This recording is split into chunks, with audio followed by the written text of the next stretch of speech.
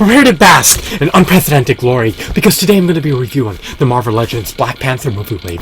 Is this action figure wave a paradigm of resounding perfection, or is it abysmal, or is it mediocre? Let's find out. In my personal opinion, at over $120, I would deem this action figure wave to be subpar, or abysmal at best. I would rate it 3 out of 10. Now, what redeeming qualities does this wave have? Let's delve into it. First off, most of these figures have interchangeable heads. Well, I should say 3 out of the 7 figures have interchangeable heads, so it's slightly less than most. Most of them seemingly have interchangeable hands. 4 to 7 of them do, so that's beneficial. So Hasbro is now including more accessories with their Marvel Legends waves, so that's beneficial, and that's a plus on my end. That's one pro associated with the wave.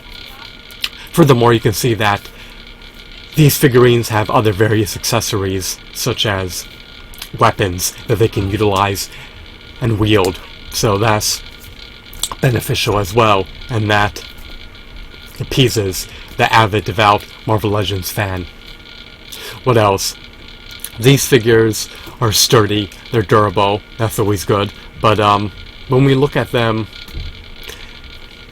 from a holistic perspective, when we view them intrinsically, we can see that they offer far less value than the $8 Toy Biz Marvel Legends that were superior in all facets. These figurines are mediocre in terms of articulation. They have roughly 20 points of articulation, maybe 18, maybe 22. They don't have 32 to 40 points of articulation like their predecessors, the Toy Biz Marvel Legends. Furthermore, their shadings, their hues, their decos, their designs, their sculpts, their textures are not up to par with the $8 Toy Biz Marvel Legends action figures. So these action figures are just inferior relative to the Toy Biz Marvel Legends action figures that predated them. It's quite a shame and quite a pity, but it is what it is. We have 2 figures of the Black Panther, and one of them lacks an interchangeable head, so that's quite a shame and quite a pity, and a missed opportunity on Hasbro's end. I'm not sure if the Black Panther alias represents 2 superheroes or one.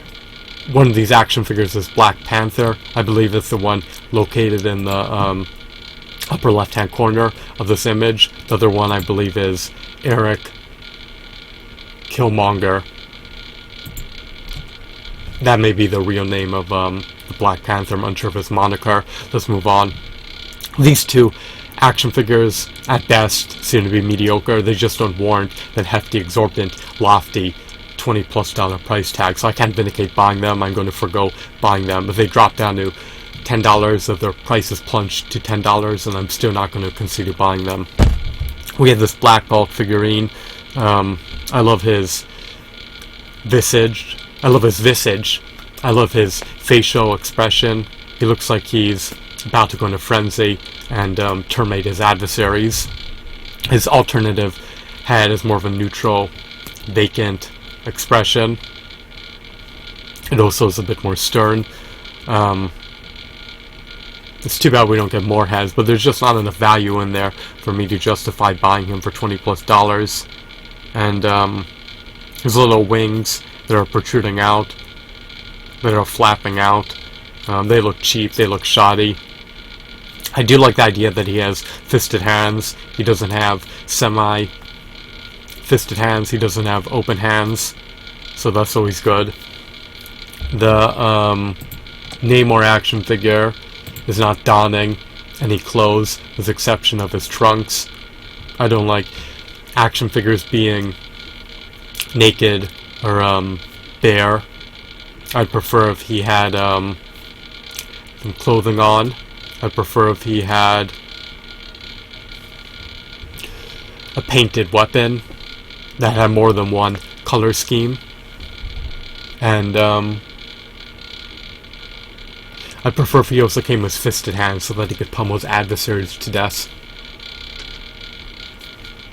This Iron Man figure is probably the quintessential figure in this wave. He looks stellar. He looks robust. I love his design. It's quite nifty. It's aesthetically appealing, and it tickles my fancy. I would likely get this Iron Man figurine for $10. The Namor figure, I likely wouldn't even buy for $10. So the Iron Man figure is definitely the most appealing aspect of this wave. Next we have the Nakia figure, and she doesn't appeal to me either. She seems to be slender or anorexic. Her face looks gaunt. She looks like she may be emaciated. She should eat more and become more hefty and become a more burly character, but I guess that's not her style.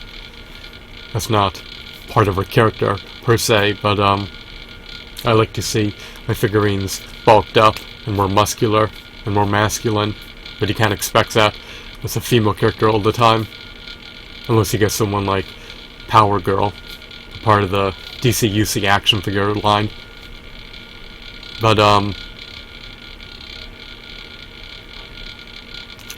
her attire, it just looks cheap. Her skirt is comprised of plastic flaps.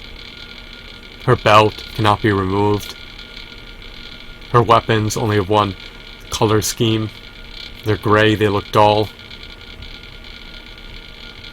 And then we have the Build-A-Figure of Koei. I don't know who she is. She's probably a character. Well, she obviously is a character part of the Marvel Universe, but I'm presuming that she's a character within the Black Panther flick as well. She doesn't look like the standard Build-A-Figure. She's meager in size. The value she offers is pitiful, to say the least. Her accessories are scant. She only comes with a spear. So, if Hasbro is going to charge 250% more